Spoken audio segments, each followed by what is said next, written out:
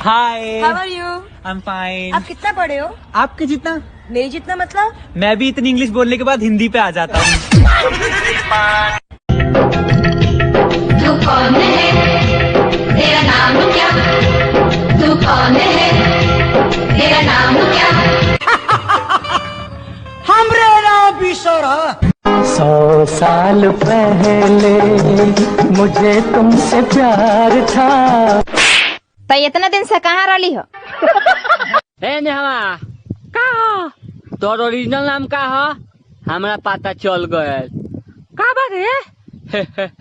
मरबे नानू ना मारे। 77 नाम बा तुहर।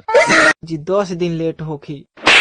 10 दिन भइल बा तो उन्हें मुँह जे तरह का तू मुँह ना हम तो जी के का करे हो? तो हमरा के देखी सुन पैसा बाकी खर्चा कर देले खर्चा हो गई।